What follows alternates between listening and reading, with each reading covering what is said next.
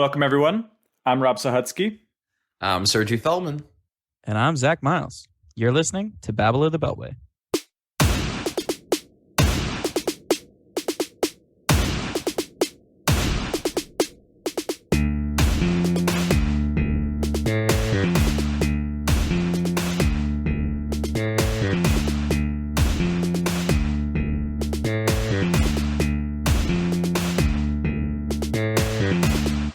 Welcome, everyone, to the Babble of the Beltway review for this season.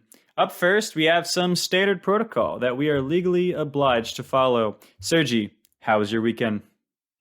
Hey, Rob. I don't know. I don't know how my weekend was. I have no recollection of. Oh, no, that's a lie. I'm in an MBA program, so I took this weekend to half the days were filled with just catching up on work and paper writing and all that fun stuff. Saturday night, one of my friends, his brother was in town, went to his place. We had a couple too many. So my Sunday morning was pretty rough, but I still managed to finish up the paper that was due on Tuesday and then visited my family. And then actually, Sunday evening, because I was in the area, I swung down and saw Zach in Frederick, and he showed me and my wife around downtown Frederick. We had some pizza. We laughed at his jokes, even though they were really awkward. It's, very standard protocol. Speaking of which, Zach, how was your weekend, buddy? At first I thought it was a great weekend, but now I'm kind of questioning whether or not it was a great weekend after that. Nah, man, I actually don't remember what I did on Saturday. Hand to God. Oh, yeah, I do. I went and so downtown, they do this thing in Frederick. Now that everybody knows that I live in Frederick, which I remember like 6 weeks ago, y'all were like, don't say where we live. And I was like, we live in Maryland. The Northeast. It is not a hard, don't be scared. If somebody kills us, they're just doing us a favor. We don't have to be here anymore. We live in an undisclosed location in the country doing a podcast about the DMV, okay? Yes, exactly. All right, anyways, all jokes aside, Saturday, it was the Fire and Ice thing in downtown Frederick. They had a lot of really cool ice sculptures and other stuff. I ended up seeing my sister and my mom, so that was a fun time. And then Sunday, I saw Sergi and Kate, which was great. Wow, that rhymed. I didn't even mean for that to happen. Yeah, that was great. I was happy to see them both. Other than that, had a job interview yesterday. I don't know. What's today? Monday? It was today at 10 a.m. And it went great. And now I've got a second job interview coming up soon. I think. We'll see, guys. I'll let you know next time. Rob, how was your weekend? Yeah, it was great. If anyone asks, my physical location is Prince Edward's Island in Canada. This past weekend, my sister-in-law had her baby shower, and I guess played the role of caterer, which was pretty cool. I made a bunch of taquitos and guacamole for the party, and I was rewarded with some awesome cupcakes from a local gourmet cupcake shop, so I would say it is definitely worth it. So let's get right into it. This week's going to be a little bit... Before we go on, where was this local gourmet shop, and then how close is it to your physical address, and what is the directions turn by turn? If we could just go over with that. So the latitude and the longitude are... Okay, no. Anyway... This week, we're going to be doing things a little bit different. We're going to be giving you a recap of the entire Babble of the Beltway podcast for our first ever season. Buckle up. There was a lot of good, but also a lot of bad. Here we go. Weekend recap. 3, 2, 1. Welcome back, everyone, to the Pro Bowl weekend, is what we're being told. None of the three of us actually watched the game, but we heard that there were probably some cool moments. And by cool moments, we mean there were double-digit turnovers, something along the lines of people were getting charity money if they returned things for defensive touchdowns. So there were 3 defensive touchdowns. Every quarterback threw an interception. Just a really, really dumb game. Mac Jones ran 71 yards, which is really impressive because if you've seen a photo of Mac Jones, he doesn't look like someone who can run 71 yards. So I'm really proud of the Patriots conditioning. They're turning that man around. Yeah. And then he did I guess you could call it the gritty. You could say he did the gritty, but I think technically by what qualifies the dance, I don't think he did the gritty. I think he attempted. I don't know if it was I don't know if it was a Justin Jefferson approved gritty. Yeah. If Mac Jones is a gritty, is it more like a McGriddle? Kind of. Yeah. Okay. It was pretty close. There were some other It'll cool upset moments. your tummy. Yeah, there's some other cool moments. They had Stephon Diggs switch to cornerback to cover Trayvon Diggs, who switched to wide receiver. I thought that was kind of funny.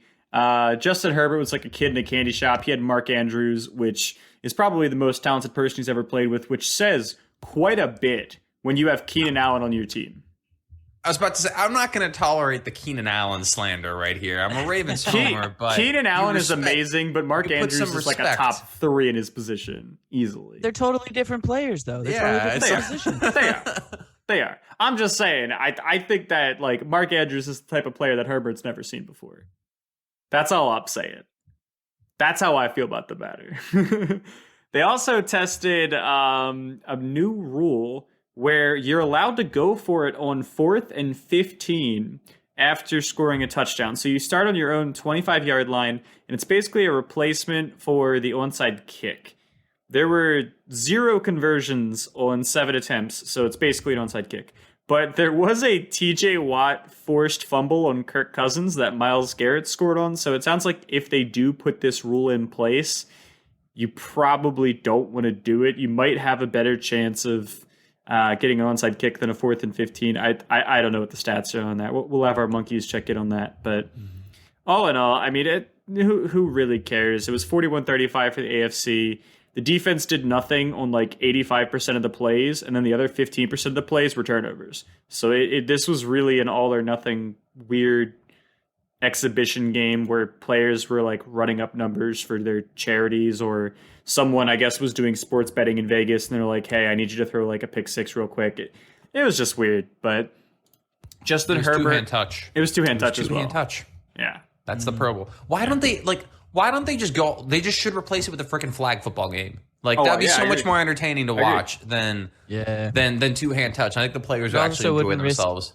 Yo, I saw somebody, I can't remember who it was, somebody tweeted out that the NFL should actually just do like a Madden tournament with all the players who are sent to the Pro Bowl. That way it avoids potential injury and everything else, but you still get like the FaceTime and can do the interviews with the players. You say that until someone breaks a finger playing Madden, trying to hit that R2. Way faster to return from than a torn ACL. Like what happened to The only time I think the Pro Bowl was fun was like the 2013 season. It was the first year that they did the team's Pro Bowl. And I distinctly remember one thing from that Pro Bowl was TJ Ward hitting Josh Gordon so hard Josh Gordon flipped over him. That was pretty exciting to watch. And then it's just all been downhill. Yeah. I miss Josh Gordon, man. Yeah. I will say, though, the skills challenges, they're kind of still fun. I actually enjoy those. I didn't watch the game, but I did watch the skills challenges. Russell Wilson destroyed Mac Jones. Mac Jones said, quote, "That wind hit different dough," or something along those lines after like missing almost every single throw. And then Russell Wilson followed up after Mac Jones like making an excuse of how windy it was by getting the highest, like breaking the record for the most points scored on that challenge in the windy conditions. So kind of flexing on Mac Jones, but it is a little scary just how like accurate Russell Wilson is to be able to hit all those targets like that. Interestingly enough, they did run the 40 with Micah Parsons, Nick Chubb, Trayvon Diggs, and Tyreek Hill. And the results may surprise you. Parsons won. Parsons outran Chubb, Trayvon Diggs, and Tyreek Hill.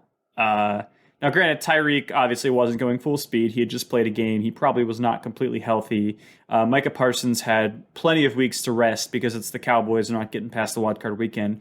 So that was pretty nice. I did not know this. Micah Parsons runs the 40 only 0.1 of a second slower than Tyreek Hill on their college pro day. And Micah Parsons has 60 pounds on Tyreek Hill. That is scary. Hot take. Dude's a Micah monster. Micah Parsons might be good at football. I don't know.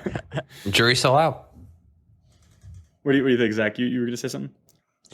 Oh, I was just saying he's incredible, and I still hate that Washington beat the Eagles in a meaningless game that sent them to the playoffs when they shouldn't have, because then they would have had Micah Parsons instead of Jamin Davis, who was a rookie inactive, I think 7 out of like 17 games, and was totally useless when he played. Yeah. It's genuinely scary that a guy this strong, this big, is also that fast. Like that is terrifying. I mean, Tyreek Hill is like a standard build for running fast 40s, right? He's the fastest guy in the NFL because he weighs 185 pounds, right? He's a yoked up 185 pounds. Though, he man. is. Have you seen He that man's definitely neck? is. Yeah. Nobody has seen that man's neck in years. He kind of looks like a fantasy gnome, you know, or like they just always look so freaking built. Like they just carry around swinging hammers all day. Yeah. Yeah, Micah Parsons is a freak of nature. That dude is just extra special. In the best catch portion, it was absolutely ridiculous. Stephon Diggs jumped through a table in honor of Bills Mafia, so I kind of love that one. But his brother Trayvon ended up winning it. I don't know if anyone has actually seen that. I recommend looking it up. He basically did a front flip on a trampoline and just cleanly caught the ball while like upside down. And it was just, the whole segment was gross. Just watching all of these like superhuman athletes do weird tricks and flips. It was a circus performance. And other than that, Justin Jefferson with another gross one-handed catch to win the dodgeball challenge for the NFC. So I think that the skills challenges are far more entertaining than the actual game itself. I could not care less about the game. So thank you guys for at least having the skills challenge so I can talk about some fun stuff. So up next for Weekend Recap, we do have some NFL hirings. I'm going to pass it off to Zach to start us off on that. Yeah, absolutely. So, so far, I'm pretty certain that now every single vacancy has been taken up. The Vikings hired Kevin O'Connell, or they're going to hire Kevin O'Connell. That's going to happen after the Rams either win or lose the Super Bowl. It's the Rams coordinator. It's going to be yet another Washington ex-employee who's going to be an NFL head coach. The 49ers hired, what was his name again? Mike McDonald, right? Something like that. He was an ex-Washington employee. He was the wide receivers coach back when Shanahan was there. So it's going to be five ex-team, employees who are head coaches currently in the NFL. I think it's Mike McDaniels or something. Yeah. McDaniel. Yeah, I don't know. Who apparently is considered a minority head coach. He's the only minority head coach that was hired. Lovie Smith was hired today, too. Lovie Smith. Right. That's what I was Lovie about Smith to say was that. hired by the Texans. But yeah, before that it was Mike McDaniels, who by the name you can just tell definitely a minority. It's so Mike McDaniels was hired by the Dolphins. Vikings are going to hire Kevin O'Connell. Jags hired Doug Peterson, which I love that for Trevor Lawrence, but I don't know why Doug Peterson would go back to a team where the GM is a control freak psychopath, because that happened with Howie Roseman once before, and yeah, he won a Super Bowl, but it didn't work out for him in the long run, and it probably won't with Trent Baalke either. Raiders hired Josh McDaniels because they just wanted to be bad. They love staying bad, and I just don't get it. And the Saints hired Dennis Allen, so a guy who was their defensive coordinator years ago, and then left, and then now he's back, and I'm happy for them. But I don't know. I mean, it's all kind of a mess, unfortunately, right now. He wasn't the defensive coordinator during Bountygate, was he? No, that was okay. What's his face? He used to be Washington's defensive coordinator. Greg Williams. Yeah. Greg Williams, that's right. Yeah. What a character for sure. I don't know. How do you guys feel about these hirings? The only one I kind of like is Doug Peterson and maybe Kevin O'Connell. Just depends on how that goes. I always find it funny how teams will like swing the other way from the kind of the previous coach that they had. Mm-hmm. So, the Vikings, Mike Zimmer, defensive-minded head coach, to go get Kevin O'Connell in OC. Jaguars, Urban Meyer, not a coach. They get Doug Peterson because he is actually an NFL coach.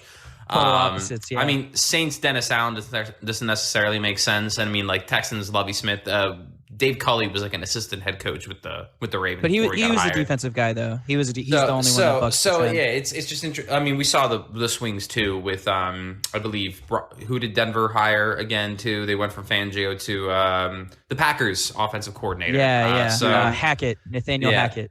I mean, they're like I like the Kevin O'Connell hiring. I mean, the Sean McVay tree so far they've been successful. You look at the Sean McVay coaches in the NFL right now. We've got Matt LaFleur. We've got, he's going up against his former quarterbacks coach in the Super Bowl this weekend. It's a pretty good coaching tree. They've been generating good talent. Josh McDaniels, I think, is stupid. Again, we're talking about a guy who pushed a team to trade up and give up draft capital to get Tim Tebow. Like that. Yeah. I don't trust this man to run a team. I don't know. I think Josh McDaniels is going to tank, and the Raiders are going to be awful. And then in about 3 or 4 years' time, we'll see him back as the offensive coordinator of the Patriots, where he inevitably belongs. Dennis Allen, I don't know. I think it's a lame duck hiring. It's a Dave Culley hiring. It's a guy that they know is going to be easy to get rid of because the team is going to suck, and they're going to be able to get a better head coach that they actually want a year or two down the line. It's a tank job. A tank job. And it's honestly, I feel like it's the same thing with Lovie Smith. I mean, he's inheriting a team that doesn't have a lot of draft capital. They don't have a lot of young talent. They have question marks across the entire team. Again, it's a guy who's going to come in. He's going to be a coach for a year or two. He's going to get fired because he's being given nothing. He's going to be expected to do something, quote unquote. So with Lovie Smith too. I mean, he hasn't been a successful head coach in many, many years. He was with the Bears beforehand, wasn't he? Yeah, so he brought the Bears to the Super Bowl in 2006, and that's the best that he ever did, because after that, when he was with the Buccaneers, he won 8 games out of 32 with them. He was at the University of Illinois as their head coach for 5 seasons before last season, and he never had a winning record in college, not a single year. And now all of a sudden he's being elevated to head coach from defensive coordinator because he was the D coordinator for the Texans last year. And the game passed him by. He's kind of one of those like old head defensive coaches where it's like, I want him to do well. I like Lovie Smith, but he has never proven to be an effective head coach outside of a one-off year with the Chicago Bears. I actually really like the Dolphins hiring. I like them picking up the San Francisco 49ers offensive coordinator, because what I think about is the 49ers system. It's heavily based on running. It's based on wide receiver screens, wide receiver sweeps, etc. Maybe they can get Jalen Waddle more involved. And the way that I see it is that with that kind of an offense, you want a quarterback. You're not asking them to do very much, but you're asking that when they do stuff, they're actually going to be accurate with the football. Now, Jimmy Garoppolo loves throwing interceptions. Tua Tagovailoa, I feel like he can make some of those safer passes. He's known as being one of the more accurate people. So I think under the system that maybe the 49ers have been running, you bring that to the Dolphins, their offense could see a moderate level of success that would allow their defense to kind of carry them through. So I almost feel like this is how you can unlock Tua and make a Dolphins team that's actually competitive and maybe a wild card team in the playoffs. I think the Dolphins. Hold on, one sec. The Dolphins team is already competitive. That's the thing. I mean, he's coming in and he's taking over a team that they won 10 games this year, didn't they? No, they won. Was it 9? They were 9 and 8. They've had back-to-back winning seasons. It's funny that you mention Jimmy Garoppolo, because PFF always compares Tua to Jimmy Garoppolo. That's funny. So that's. I mean, yeah, he's coming in too. I mean, it's another pivot. They had a defensive-minded coach in Flores. They're pivoting to an offensive guy to try and get the most out of their quarterback. The thing is, again, this offense is predicated off of being able to effectively run the football. And we are talking about a historically bad offensive line. And the thing is, it's not even that they haven't been trying to fix it. They've invested a fair amount of draft capital into this offensive line. Liam Etchberg, I think they drafted in the second round this year. Robert Hunt in the second last year. Austin Jackson in the first a year or two ago. And just none of these guys have panned out at all yet. So they make a splash in free agency, and that's what I question, though. Is it because they're bad players or because they're not coached well? They could also be in the wrong scheme. I mean, you do have a point there. So the one thing that I was going to say real quick is that if he is staying true to the Shanahan system, I'm not going to say that the offensive line doesn't matter, but I'm going to say that the offensive line does not matter nearly as much in a Shanahan system versus most other systems. It was a system that made Corey Lichtensteiger one of the top 12 left guards in all of football. When y'all don't know who he is, but for a couple of years, he was a darn good player. The licked? Everyone knows the licked, man. Everyone knows the licked, bro. Big Papa L, as they used to call him. Yeah, Of course we knew who that guy is. Yeah. He played the sport ball. Yeah. Everyone knows him. Yeah. There's Tom Compton, who's the starting right tackle still for the 49ers, and he was the starting right tackle for Washington. There are a lot of guys that don't have to be great. They just have to be athletic and able to move, and that's one of the beauties of that system. Now, the problem that I have with this scheme, though, and with everything that's going on here, this guy has never called plays at the NFL level. It's the same thing as Kevin O'Connell with the Rams. He's never called plays at the NFL level. We don't know how effectively he's going to be able to call plays and have that awareness in the time of play. Now, is he going to be calling plays? Yeah. Yeah, he's an offensive head coach. He has to, unless he hires somebody to undermine him who didn't do the same job as him. You know what I mean? I mean, he doesn't have to, I guess. Mike Tomlin doesn't call plays. I don't know of anybody else who doesn't call plays. I don't think John Harbaugh calls plays. He just decides so that we should John go Harbaugh. for it on fourth all the time. Yeah, no, every single time. You guys want to go for it? What, players, you want to go for it? Yeah. What do you guys think? Dude, it's like those people that are like at like a rock concert. Are like, could I get a yeah? It's like, of course, everyone's gonna say yes. Go for it. That's what you do at Harbaugh. Yeah, absolutely. Like, just make the decision. Hey, 4th and 15. Tyler, do you think you can go for it? You have no one to throw to. Let's get it, coach. Yeah, dude. I don't know. I just I have my skepticism on most of the hirings because most of these guys aren't proven or have been proven to be bad. So we'll see what happens. We'll see what happens with these people and with these players. And I honestly don't even know if Tua is going to be in Miami next year. I know people said that earlier this year, but at this point, there's more to believe that Tua is going to be out. Because if that's the GM that didn't want Tua, then they're not going to have Tua. Yeah, I will say one thing about like the hiring, like a lot of these guys that are getting hired right now, we're seeing this more and more. It's not the same recycled old coaches that are getting hired. They're going young. They're going for young OCs. They're going for young DCs. They're going for just young talent attached to great innovative head coaches.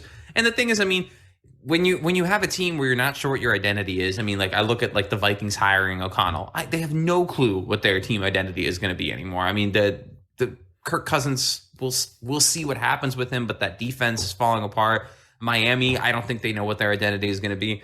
And there's something to be said when you're bringing in a guy who's young, who's innovative, who you're going to bank on being a spark to get your franchise winning again. And I think it's the right move to do when you have no idea what you are, versus if you have a team that I think is like very, very established and you know what you want to do and you know who you want to bring in, you can bring in a more tenured head coach. But then again, you could also be bringing in a Josh McDaniels, and why the heck are you doing that? Yeah. I do want to just remind everyone, though, that frequently when you're hiring an NFL head coach, you're hiring someone that is not currently an NFL coach. So you're usually hiring someone who's either inexperienced or has been they're usually fired. a coach. They're usually an NFL coach. They hire from I said college. just not a head coach. Head coach.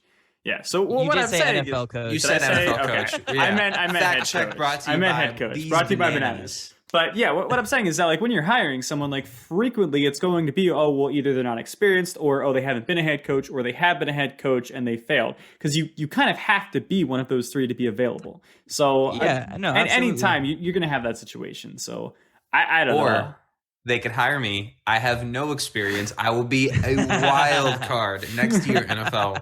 Please consider me. I'll play it like a Madden game. An NFL team. Let's do it. The GM head coach combo. It's over, head coach combo. Listen, we don't want to brag, but in NFL head coach 2008, we almost rebuilt the Washington Redskins, which was an incredibly difficult.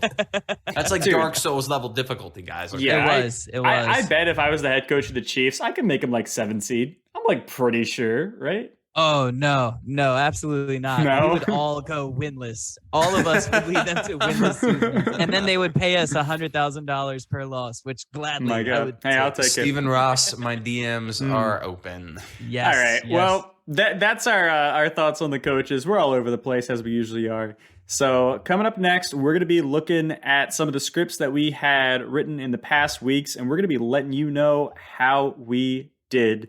So here we go with our new segments after further review.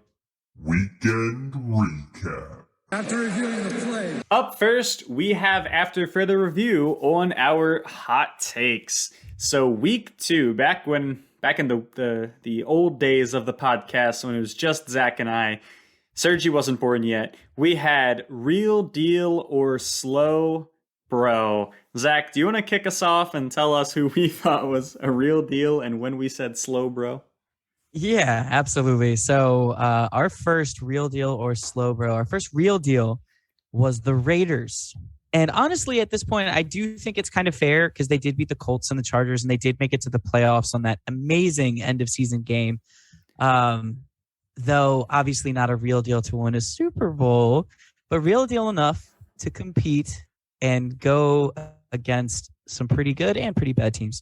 And our slow bro that I'm also proud to announce was the Denver Broncos. I think it was great. They were not very good this year. Teddy Bridgewater showed that he should not be an NFL quarterback. Vic Fangio got fired. So for my buddy Jeff, who listens to the podcast, at least occasionally, I'm happy that they fired Fangio for you. Only you. You were the only person they thought of. They said, we want to talk to the guy who is a fan that stutters. And that was you, my friend. So I'm happy that Fangio is gone. And I'm sorry that the Broncos sucked, but it's honestly just going to get better from here. What about you, Rob? You get us one the next couple. So next few, we had the 49ers. Now, we were a split podcast. I think Zach was pro 49ers. I was thinking 49ers were kind of mediocre. I thought they would end up being a middle ground team. I think it ended up being somewhere between me and Zach, but probably a little bit closer to Zach based on the end of season success. I have that they're a team that's visibly lacking in certain areas, and in parentheses, I had QB followed by LOL. So that kind of lets you know how our podcast feels about that. Really, I mean, the 49ers with a better quarterback that's not named Jimmy Garoppolo, I think would be hands down a real deal. Some of those just poorly timed interceptions just really cost them throughout the season. And I would actually argue that by the end of the season, I respected the 49ers far more than I respected the next team, which was the Cardinals, who we actually said slow bro on this, and it looked like this was a really bad hot take for the first half of the year. But they had a complete meltdown in the second half. You have to remember, this team was 7-0 at one point, and they ended as the 5 seed. So they had a meltdown of epic proportions. Their only real win in the second half was against the Cowboys, and they were completely just dominated in their first playoff game by the Rams. So full meltdown. We said slow bro. I think we can kind of take credit for that one. I think so too. We looked bad for a long time after that, but I think for sure. In but the in the end, we were right. Right. Yeah, agreed. All right. You want to take the next two, Zach? Yeah, absolutely. So the next two are actually super quick. With the Rams, we thought it was a real deal. That was a hit. Obviously, they're in the Super Bowl. Buccaneers, we thought it was a real deal. Also a hit. They were a dominating team for most of the season. But next up, I want Rob to talk about the team that I told him he was wrong on, and he refused to listen to me. Let's hear it, Rob. This was the week that I had my best take and my worst take in back-to-back succession. I had the Rams being the Super Bowl favorites, and then I immediately followed that up with the Panthers winning their division. So I had the Panthers as my dark horse, and basically they completely self-destructed following me saying this. I remember saying, yeah, I mean, as long as CMC stays healthy, like I think their offense is going to be pretty good. And I remember the game immediately following CMC got injured. And I remember I was watching this game like, oh dear, what have I done? I truly just cursed this team right out of the picture. And honestly, from what we saw from the rest of the season, excluding the Panthers-Cardinals game, even if they had CMC, I don't think it would have made a difference. I mean, No, I don't they think looked so. really, really, just really bad after that Yeah, point. did. They relied way too much on CMC in the first place. So that, honestly, I will own that one because I think that, like, of all the podcast weeks, I've only had one truly bad hot take, and I think that was the Panthers one. That was a really, really bad hot take, and I'm very disappointed in the team because they had everything that they needed, in my opinion, and Sam Darnold just isn't the guy. And Cam Newton just isn't the guy. And it showed. He's washed. Yeah, absolutely. Then in week 4, we did facts and overreacts. You can kind of see I had this whole rhyming theme because I thought I was so clever when I was doing all this, and I wasn't. The overreact, the first one we had was that the Jaguars will only get 3 wins in the entire year, despite the Trevor Lawrence hype. We hit that one directly on the head. They got exactly 3 wins. Zach, I think the next one was you. I'm not touching that one with a 10-foot pole. Yeah, no. So the next one was the Bengals not being a good team. And I was of the impression that they were not a good team. And obviously they're in the Super Bowl. And it was an overreact on my end, guys. It was. And I was completely wrong. They are a great team. Rob stood up for them to me multiple times throughout the year. Multiple times where he was like, the Cincinnati Bengals team, it looks pretty good. And then Sergi got on the podcast and Sergi was just like, yeah, Zach, they're pretty good. And I was like, no, y'all are dumb. Y'all don't know anything about football. If you knew anything about football, you would not think that they were a good team. And here they are in the Super Bowl. So honestly, good for the Bengals. I feel a little bad about calling that so incorrectly. But Joe Burrow came back from that ACL like a champ. I mean, the first few games, he was not great, but he came back like a champ as the year went on. And he can take a hit, man. The dude is special at taking hits. And I know that's a weird thing to say, but there are some quarterbacks that cannot take hits. Mm-hmm. They cannot continue to compete after they take hits. Joe Burrow is a guy that can get hit over and over again and excel in spite of it. It's kind of amazing. Yeah, I just picked the wrong cat team. That's all that happened. Yeah. Our Titans overreact was pretty off. We said that with a Derrick Henry injury that their season was just over. We ended up contradicting that later, ironically, but they managed to win most of their games in their week schedule without him. The Cowboys winning their division, I mean, that one we called super early. I think that was clear, though, so we can't really take too much credit for that. I think that was obvious. Week 1, I was saying that the Cowboys looked like a dangerous team. Yeah. You know, and I stuck with that throughout the whole year. So yeah. Quarterback-related stuff, we had a couple of funny ones here. I said personally, Justin Fields is not the guy. After the end of the season, I'm willing to have an open mind and say maybe Justin Fields is the guy. I want to see more of him. We had Jimmy G's 10 years coming to a close in San Francisco. I think that one's just right. Mac Jones is a big boy quarterback. I think that one was pretty accurate. For sure. And, Chargers are the best team in their division. Did that one not age well. We learned that their rushing defense was more than enough to send them plummeting. That one hurts.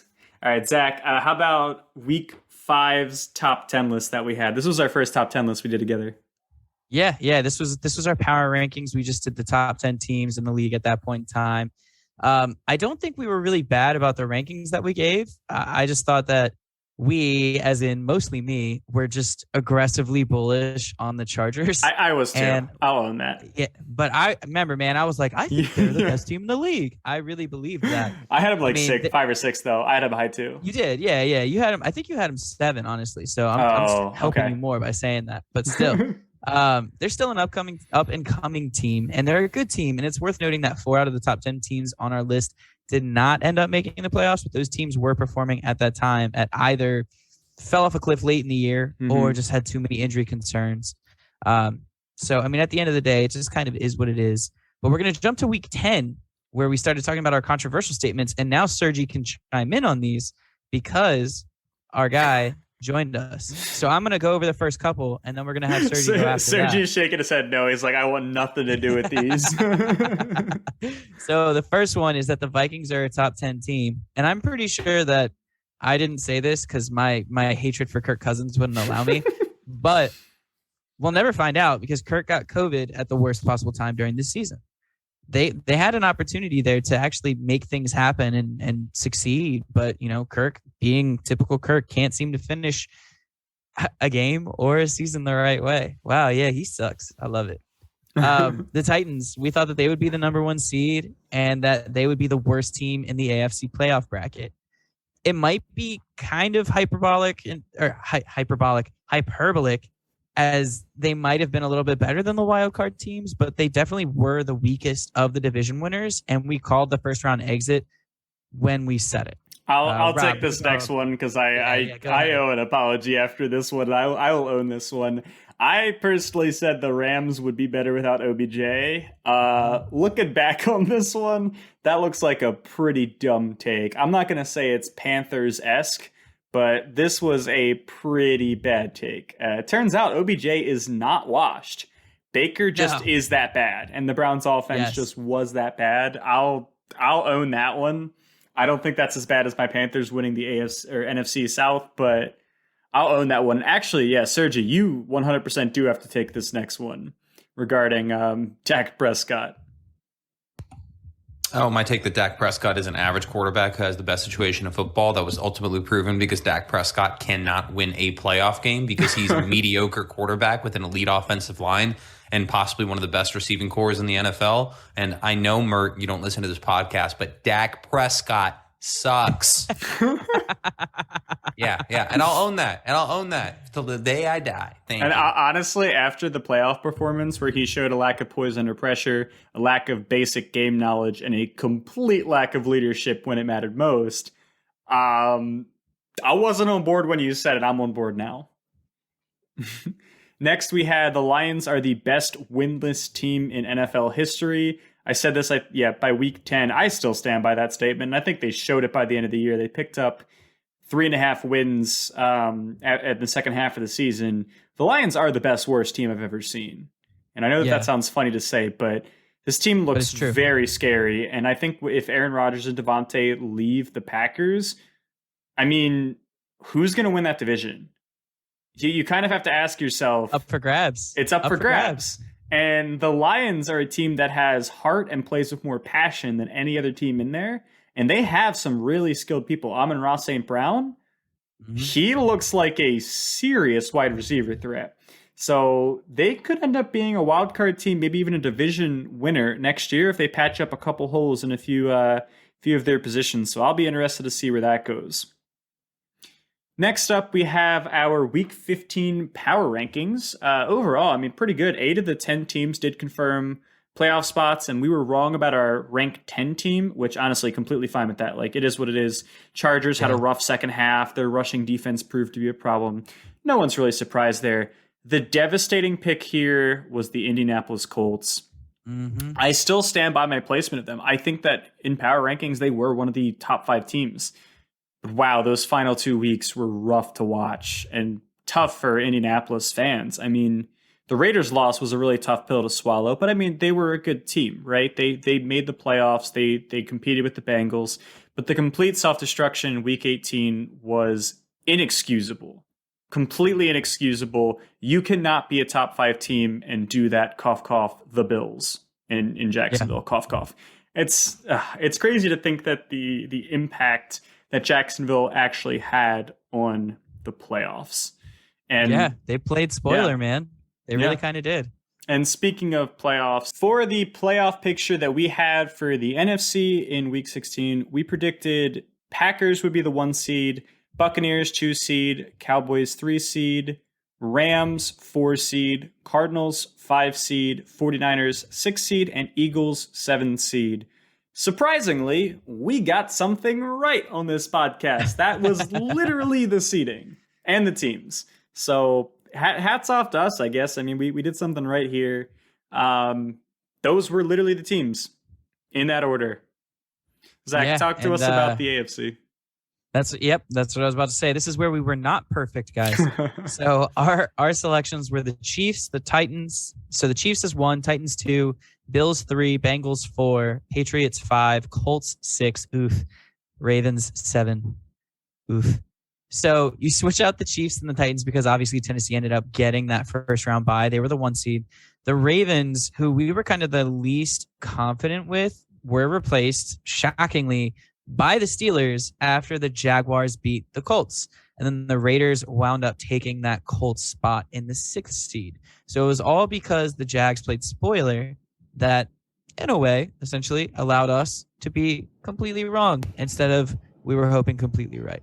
And I'm going to go ahead and say our podcast takes zero accountability for the Colts losing to the Jaguars. No reasonable analyst would have ever picked that game, except for maybe Zach, who at one point in time did say, they are 0-6 in Jacksonville in the past. Honestly, though, Yeah. So I think, and this is my hot take of the day, I think that the Colts losing to the Jags is actually the reason that Tom Brady retired. You see, that sent Ben Roethlisberger to a wild card playoff game against the Kansas City Chiefs.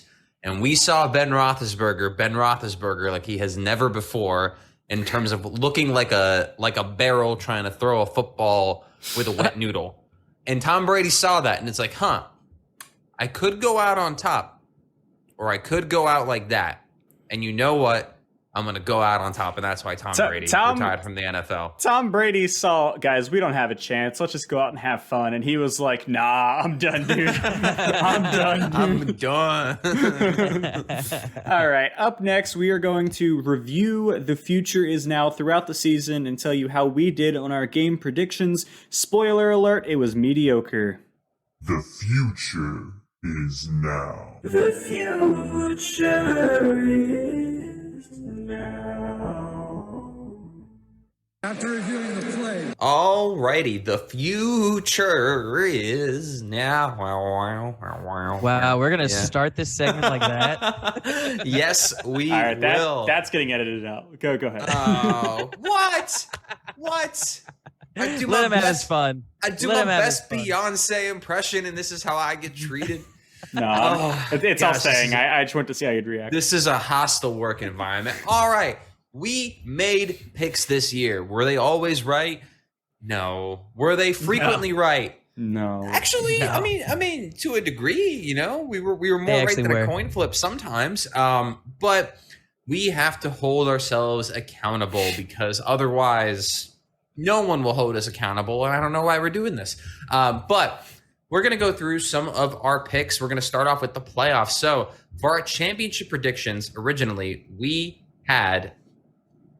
Oh wait, am I in the wrong section? Hold on. We're doing the after further review. I'm in the right section, guys. Rob made a face. I doubted myself. No, I have a confession to make. I added up the playoff games so far incorrectly. I see. Yeah, I see. so that's So how 2 about we plus just 4 start- plus 6 is not 10. It's actually 12. So I do apologize for that. Okay. All right. So this just in, Rob cannot do math. But to start out, our championship predictions, we predicted the Chiefs against the Rams. We're half right. We'll take it. We Take it. picked the easy one. I don't know if a lot of people picked Joe Shiesty to beat the Kansas City Chiefs, but Joe Shiesty did it. Next up, divisional round predictions. We went 1 for 4. So we going down there. Some 25% completion. Our only correct guess was the Rams beating the Cardinals. Wildcard predictions were actually pretty spot on. We went 5 for 6, and if Rob hadn't been, I don't know what to describe. If he just hadn't been overconfident and picked the Eagles over the Buccaneers, we could have had a perfect week. And that sends us to 7 for 12 on the playoffs, which is, Rob, what percentage? 62.58. Exactly. The mental math. So look, we're better than a coin flip. And that's all that I can ask for us because the bar is that low. Random chance. That's what you have to beat. All right, next up, I'm going to pass it off to Zach for the regular season games where he's going to go through every regular season pick that we made along with the result and then the analysis of every game that we had. So, And he's also going to tell us the critical play that determined the outcome of that game, right, Zach? Exactly. So we're going to be here for the next 4 hours. Y'all are about to be so disappointed, or maybe very relieved. Because I think it's going to be not relief. doing that. Yeah, absolutely not. I will not do that at all. Also, just a little stat correction: 7 out of 12 is 0.58, so that's 58 62.3%, not 62.58.3. That doesn't even make sense. That's too many decimal points, Rob. I changed it mid-speech because I was lost. It's all good. No, I know. I was just kidding. Honestly, our playoff percentage was lower than our regular season games. So for regular season predictions, y'all, we actually went 146 for 237. Now, that sounds really bad because if you got that score on a test, that's bad. Yeah, that's not good. But when it comes to the NFL, I mean, it's still not great, but it's still okay. Honestly, I would put our guesses against most of the other analysts who do this, not professionally, like amateurly, because that's 61.6% of our guesses were correct. So Rob did the kind gesture of counting every single game that we had done in the weeks that we had, right? So week 18, we were 9 for 16. Week 17, we were 12 for 16. Week 16, we were 10 for 16. Week 15, we were 9 for 16. Week 14, we were 12 for 14. And then that's where it stops because I did the rest. And I did not break it down on a per week basis because I was like, I'm doing so many tally marks on my phone and I couldn't do tally marks. Y'all, I had to make them Roman numeral I. I don't know why I didn't just put the number 1, then 2, but I figured just typing the letter I would continue to help. And rather than a slash in the tally mark to make it a 5, like a bundle of 5, I just did 5. And then I spaced it as somebody would have to do on their iPhone. Is this what it's like listening to the ramblings of a madman? This, a little bit, yeah. You guys should know. You guys interrupt me all the time because I talk too much. So, don't even joke. You don't know what that's like. Nah, man. Although, all jokes aside, our worst week was week 9. Week 9, we went like 6...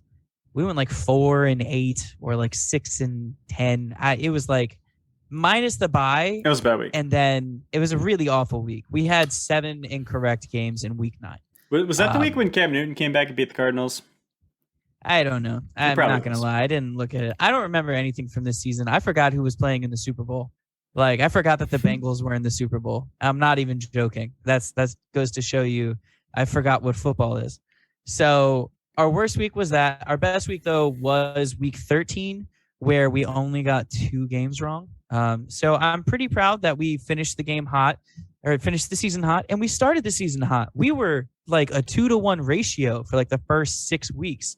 But like week 7 through 13, other than 1 week, we were just booty, like grandma, gross, awful booty, like very bad Alabama stuff. It was not great. Look, if we were a quarterback, 146 completions on 237 attempts, 61.6, look, low volume, but we low volume. Yeah. Oh, you're throwing that in my face. We're efficient game managers. I do want to point out though that we got over 61% correct, and you have to remember the Jaguars won 3 games. Do you think we're ever going to pick the Jaguars? The Jets won a couple games. Are we ever going to pick the Jets? The Jets did. Every game that and the Bengals. Every game we chose the Lions, they lost. And every time we didn't choose the Lions, they lost except for like 3 games. So has there ever been a quarterback as good as Mike White versus the Bengals? I don't think there ever will be. There never will be. Luke Rambis. That is the only correct answer. Luke Rambis. The Rams need to call up Mike White to have a chance in the Super Bowl. That's all I have to say. It's the only way. Agreed. All in all, though, I'm proud. I think we did well this year. I think that like just shy of 62% is pretty good because you have to remember we have 3 people that were trying to agree on stuff. A lot of times we're like, wouldn't it be funny if I picked like X instead of Y? And then we end up making that pick. So we shot ourselves in the foot plenty, and we still almost got 62%. So I'm pretty proud of the podcast personally. Yeah, honestly, I'm happy with the number that it came out to. But next up, we're going to Fishing for Fantasy. And y'all, I am not proud of some of these calls by name. Fishing for Fantasy. After reviewing the play. All right, here we go. Fishing for Fantasy. And yeah, we apologize. And also you're welcome, depending on when you chose to listen to us and when you did not listen to us. Like depending on how selective you were about listening to us. That's the real thing here. I will say, though, we had some massive, massive hits in week 1 and also some massive misses. But don't worry about that second part. So hits in week 1, we called Eli Mitchell becoming a huge factor. If you remember, the 49ers backfield was very confusing at the start of the year. There were like 3 or 4 possible people that could be it, and a couple injuries, a couple people being switched around. Eli Mitchell ended up being a very, very solid running back for the entire season. If you did end up picking him up here, you were probably very happy.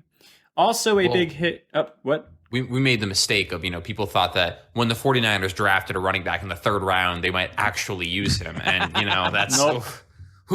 Wow. Nope. Wow. That's a swing and a miss. Big assumption, right? They traded up for him, man. They traded up for Trey Sermon. Mm-hmm. And they left all of us in the dust. I hate Kyle Shanahan. And so did I in several dynasty leagues, which I am no longer a part of. Imagine that. Also a hit on calling Mark Ingram fool's gold. I think that was a very, very good hit because he had a solid week 1. And I remember Zach and I were like, do not get baited to picking up a Texans running back. Don't do it. Yeah. Another big hit, we had KJ Osborne as a super deep sleeper. He was owned in only 0.1% of leagues at the time, and he showed up for 6 double-digit weeks following that pickup. So some solid performances. He did kind of fall off, but considering he was 0.1% owned, I mean, that's some solid production. Also, hits on Zach's boy, Christian Kirk, being a solid option with all of the firepower basically drawing additional defensive attention. Kirk would have 10 double-digit performances after that call, and he was not widely owned. Unfortunately, we also have the miss section where I have, quote, Juwan Johnson is the Rob Tonyan of 2021, a call that costed Zach employment at a local job. A name that shall live in infamy.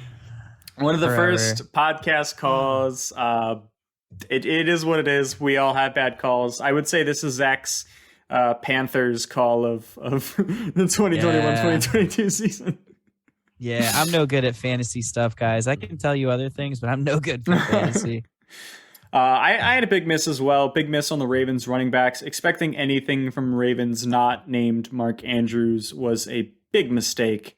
Actually, Hollywood Brown, the first half of the season, Yeah. was a top 12 wide receiver until the Grim Reaper Rashad Bateman showed up and then stole a bunch of targets. But I don't care. I'm a Rashad Bateman stan, and I want the world to know. And a really disappointing miss, someone who we kept believing in, we kept faith in throughout the season, Kenneth Gainwell. Kenny Gainwell. Yeah. Eagles pass-catching running back. He showed so much potential. But throughout the season, he became one of the biggest just boom or bust players. He was either dropping 20 or 0, which was really heartbreaking because he was a guy who I thought had a lot of potential. And I just was straight up wrong on him. His big problem is that Antonio Gibson was a wide receiver that can play running back, but Antonio Gibson is also 6 foot 230. Right. Kenneth Danewell is 5'10", $185. Like it's a very, very different wide receiver. The guy's a slot receiver trying to play RB. It's hard to give him. It's hard to give him volume. He played running back his whole career. He was never not a running back. That's the thing. Yeah. He was a running back in Memphis, and that was one of the biggest things that people were saying about him. And that's fine. You can be a running back in college and be smaller. But when you get to the NFL and all of a sudden there's a 350-pound defensive lineman trying to tackle you, those extra 30, 40 pounds can kind of help. Memphis plays some pretty large dudes, man. I can't justify it, guys. Yeah. I was so sad about Kenny G. I'll go ahead. I'll take week 2, though. You should take week 2. This was your best call of the year. And then after this, I'm going to pass it on to Sergi because the first guy I see here is one of his favorites.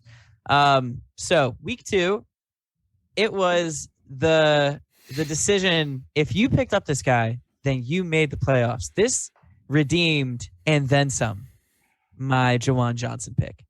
Corduro Patterson. This guy, outside of the actual playoffs where he was not good, did not get enough volume at all, but he got you there. He had so much untapped potential that he came through and ended this season as a top 10 running back. Now, in all fairness, most of his games were like 12 carries for 29 yards and 6 catches for 150 yards and 2 touchdowns. Like that was the scoring that Corduro Patterson was getting. It was incredible to see, and I'm happy I called it. I'm mad that I didn't call it week 1 because I remember going back and forth between Christian Kirk and Corduro Patterson. And eventually I said, you know what? Let me just add Christian Kirk, save Corduro Patterson for next week in case I would have been right. And I just hate that I was wrong. And then we also missed on the continued Jameis Winston calls. I mean, he was not great even before the ACL. He was efficient, but he wasn't great for fantasy. Very The much Saints, so. Really? The Saints were just so back and forth the whole first half How of the would season. you do if your number 1 receiver was Marcus Callaway? Like, what are you planning on doing there? Look, I mean, I'm just acknowledging that I led people astray. Okay. I think, hey, we believe in Jameis Winston on this podcast. Yeah. I mean, collective we is in me and all the voices in my head. Next up, No, I believe in Jameis. week 3, and Rob is going to want to take this one. All right, go ahead, Rob. I may as well. Bask in your I may as well. glory. I think this was probably my best fantasy call of the Oh, season. was this was Rob? That's right. I'm Yeah. sorry. This was Rob. Oh, the mother load of wide receivers, Hunter Renfroe. Much like Patterson, if you invested in this guy either this week or in the next 3 to 4 weeks, by the way, we were calling this guy 3 to 4 weeks in a row. He was not getting picked up. His percentages stayed low. I was screeching target volume, target volume, target volume. He was a waiver wire that carried you into the playoffs, and he still paid dividends in the playoffs. He had a big second week playoff performance as well. Hunter Renfroe was a monster just because of raw target volume. This guy was getting double-digit catches in many of his games. He was just a freak of catching short passes and just running your fantasy numbers up. I likened him to another wide receiver that we called very late in the season. I'm not going to spoil that one yet, but I think y'all know who it is. Zach knows who it is. But Hunter Renfroe. Braxton Berrios. No. So Hunter Renfroe, huge hit. My biggest call out of the entire year. Also, Dawson Knox was another big hit. He had a huge season. He had some not great games, particularly that 0 in the playoffs that I'm still very, very emotionally unhappy about. But, I mean, it is what it is. He got me more points than he probably should have. So, Sam Darnold, yeah. Sam Darnold. You want to take that one? No, I mean, here's the thing. If you watch the box score and you're like, dang, Sam Darnold is putting up points, like I should recommend for fantasy, and then you watch Sam Darnold play and you're like, this man is Blake getting Bortles. It was Blake Bo- Bortles circa 2017. He was leading the Blake league in Bortles. rushing touchdowns, which is the I weirdest remember. thing. And that's traditionally a really sticky stat for pocket quarterbacks. So yeah, Sam Darnold, swing and a miss there. And then I wish I could play the violin. R.I.P. to a fantasy legend, the elusive unicorn, Zach. You wanna? Josh Gordon, man. Josh Gordon. That one hurts. Yeah. I remember It hearing really Zach's does, man. speeches and just hearing how much hope and pride. He's washed. He's officially washed. I'll still roster him in all of my dynasty leagues just as like a thank you for your past and what you've done. The 23 games he played. I've never seen one person more attached to like a one season wonder than Josh Gordon. I mean, he had a decent season with the Patriots. No, it He had wasn't a one season wonder. He had a decent year with the Patriots, and that's it. No, he had an incredible season in Cleveland. His rookie year, he was pretty good. And then he was also good with the Patriots. Now, with that said, One season of elite production. Yeah, of elite production. He wasn't a one-season wonder like Peyton Hillis was. Yes, he was. But nobody's going to talk about it. It wasn't because he was bad at football. It's because the man is addicted to drugs. He liked crack. Like, he liked lean and things. Like, literally, he did everything he could do other than, like, heroin. Well, you know what? That is what Peyton brought Hillis is on a career. Madden cover, unlike Josh Gordon. So, Oh, you shut your and shut your mouth. speaking of, that's the other week. Skipping on to week 5. I don't know why we're skipping on to week 5. Why are we skipping on to week 5? Week 4, there was really nothing new. I'm sorry. There's just no content week 4 that wasn't had a just lot a of repeat repeats. from week Yeah. 3. I mean, it was I'm gonna- literally just, hey guys, Hunter Renfroe, please, I'll take please some pick of him these up. here. just because I love rostering this guy. And I remember talking to Zach preseason. I was like, dang, I really like this kid. Khalil Herbert, he was a hit. He was fantastic when David Montgomery was out. It was like nothing was missing from that offense. And then also a hit on Devontae Booker because Saquon Barkley was worse than Devontae Booker this year. Yes. That's right. Devontae Booker was more efficient in every statistical category than Saquon Barkley. Mm-hmm. That is something that I never thought that we would say, but this is why you do not draft a running back with the number 2 overall pick. But is that a hit though? Not to interrupt you, is that a hit? Because was he really startable every single week? Yes. He was getting like 15 plus points almost every single week when Saquon was out. Because I was starting him. He was falling into the end zone. They had no one else. Yeah, I was averaging about 15 with him when I was starting him. In, Saquon and then lastly, I'll retract it. It's a miss on Kadarius Toney. Kadarius Toney had like 2 incredible games where you saw all this eye-popping talent, and then he got hurt, and then he had Jason Garrett as his offensive coordinator, which is probably worse than getting hurt. Yeah. The miss on Kadarius Toney for the latter half of the season. Week 6, who wants to start? Oh, can I? Oh my God, this guy won me this week. I won week 6 because of this guy. Big hit on Ernest Johnson. This guy is a special backup. He replaced Nick Chubb almost perfectly. I don't know if you remember, he was the guy getting interviewed after the Broncos game. He made huge plays, produced, and he won. He basically won the Thursday Night Football game for the Browns over the Broncos. And every time that Chubb was out. He also catches passes. Yeah. That's what makes him different than Chubb. He catches passes. Yeah. The Nick concept Chubb can catch passes. They just don't throw the ball. Yeah. Nick Chubb, I think his rookie year, Nick Chubb mossed the guy from behind his helmet. It was incredible. Yeah, the guy can catch a football. That might be a Baker thing. But to Ernest Johnson, the fact that this guy was a third string running back is disgusting because he could probably be a starter on some of these teams out here. So pretty crazy. And then another hit on Zack Ertz. I mean, this one, we can take credit for it, I guess. But really, at the end of the day, a Cardinals offense, which was really thriving at that point in time, he got traded from the Eagles where, honestly, he wasn't even really being treated as a full tight end 1 because Dallas Goedert was getting a lot of targets. When Zack Ertz went to the Cardinals, his targets went up significantly.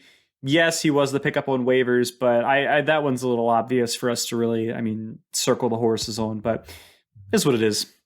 Zach, do you want to cover week 7 and probably honestly week 8 too? Because week 7. No, I want week 7 here real quick because I have a bone to pick with Mr. Miles here. Week 7. Whoa. Mr. Okay, Miles, right. Mr. Zach Miles and I had a fantasy team this year. Granted, it was absolutely ravaged by injuries. We had this bum at running back named Saquon Barkley. We got a guy named Calvin Ridley in the 2nd round. We also had guys like Jerry Jeudy, Robert Woods. It was pain. It was nothing but pain all year. But like week 2, it was like, Zach, we really need another wide receiver. Why don't we pick up Tim Patrick?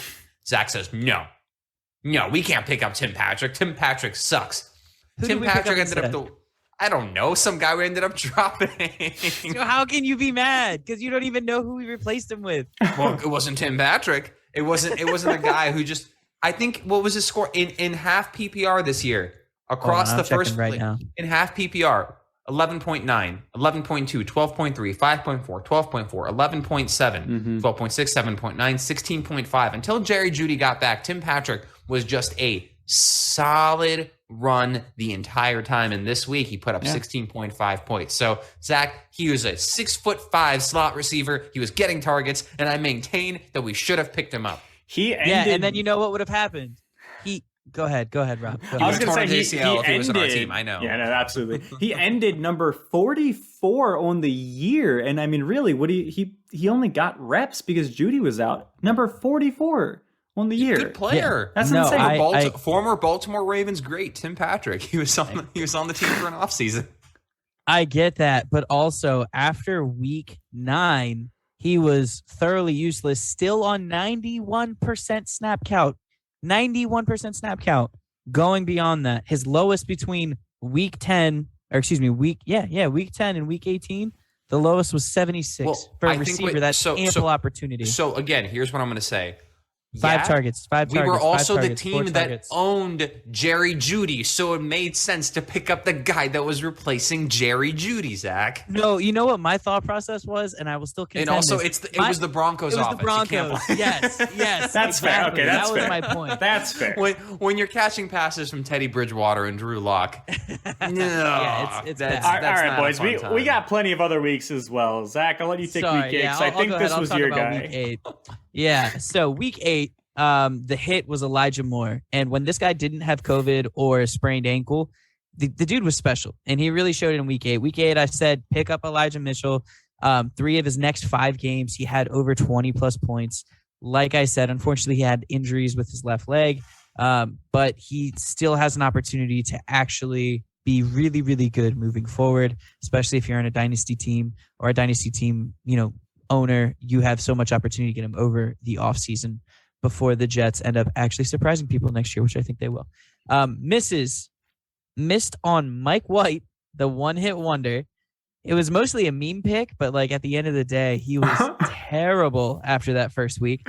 And then miss was on Cole Beasley. And Cole had a disappointing season for fantasy, mostly because the Bills were scoring with anyone and everyone available outside of Cole Beasley, but especially towards the end of the season, Gabe Davis. They had too many targets, too many good targets in that Bills offense. Man, if it wasn't Josh Allen, you don't want to be starting him. Fun fact about Mike White. Mike White did it to himself. He listed out that he should have been the first quarterback drafted. You never do that. You never do that. Because he jinxed himself, man. He was I should have been the first QB drafted that year. Yeah. Over who? Josh Allen and a bunch of other guys, right? Right. Moron. Terrible. Week 9, huge hit on Van Jefferson. Van became the true number 3 for the Rams after the Robert Woods injury and stayed fantasy relevant. Truth be told, if any really of those red zone targets actually materialized, he would have been probably a top 5, top 10 receiver at the end of the year. He just was not bringing in those red zone targets. Another huge hit was on Brandon Ayuk. Ayuk got out of the doghouse and he began to show flashes of elite playmaking talent that we had started to see in his rookie year. Yet again, Shanahan's doghouse strikes again. Feels bad.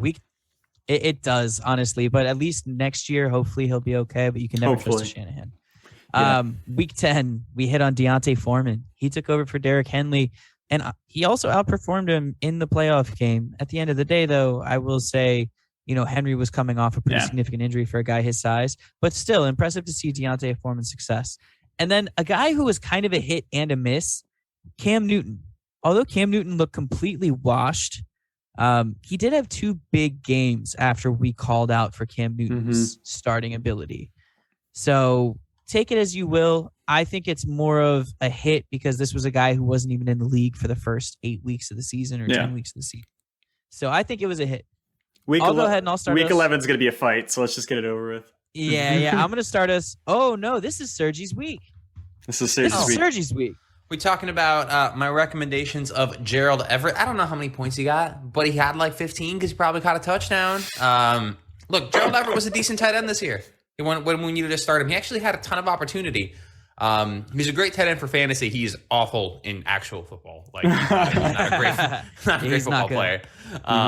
But then Rob here has Matt Breida as a miss. Now, here's the thing. Now, if you listen back to the podcast, I said could probably pick him up and hold him and see if he ends up being the Bills' number 1 running back. That ultimately ended up being Devin Singletary. If you listen to the podcast, you'll also hear me say I probably wouldn't start him against the Saints, but I did, and he won me the week because he got 13.9 points, and I had no one else to start. So, and he never did anything ever again. But did he get you 13.9 points, though? You told me not to start him, Sergi. You don't listen to my start sits. You're right. That's fair. That's fair. That's fair. So I'm treating this as a win for my soul. All right. Next up, week 12. Hits Alexander Madison because almost every single time that Dalvin Cook goes down, Alexander Madison comes in and does the exact same thing that Dalvin Cook does, which, once again, why do we pay running backs lots of money when you can draft a guy in the 4th round the next year does the same thing? Yeah. And hits Taysom Hill. rushing quarterbacks are a cheat code in fantasy football. They always will be. It does not matter how good they are at football. It matters if they can run the football. And then a miss was Kendrick Bourne. Kendrick Bourne was having a very promising year this year. He actually finished pretty strong. He had like 800 yards and like 4 or 5 touchdowns. But his production went off a cliff after week 12. And now week 13, and quote this is a galactic hit of galactic proportions. The man, I'm just going to say this man has the best name in football, but someone else can take it.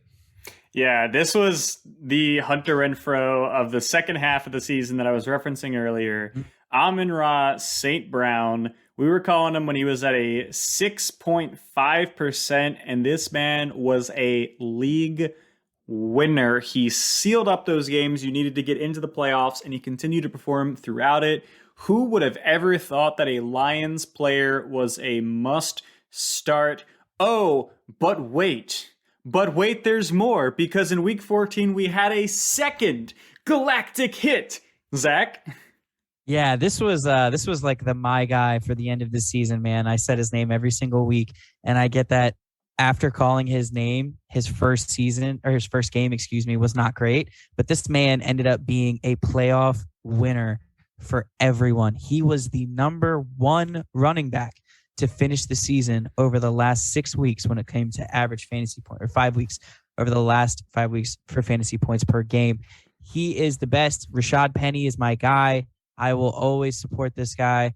Who's not here for a 5th-year running back breakout? You know what I mean? Who doesn't support that? I thought that was awesome. Or 4th year, excuse me. It's a 4th year. They didn't pick up his 5th-year option. Come on, Yeah, I know. Do you even follow overthecap.com? Oh, you know what? I'm going to hang up this call right now. I don't know how to do that. Zoom rage. I got to shut my... Yes, Zoom rage. All right, next up, week 15. This was another hit, even though I didn't call this. Who wrote this? This was Sergi. I think I went to Justin Jackson because I had Austin Eckler in my leagues, and I was kind of panicking because Eckler was injured and had COVID, and I was like, all right, well, honestly, like, Justin Jackson was performing well as the primary runner because Austin Eckler is fantastic as kind of a hybrid running back, but Justin Jackson's more of a straight kind of like running style. So I called him as the logical replacement to Austin Eckler, and in the playoffs, this guy dropped 34 points as a backup, guaranteed available on waivers.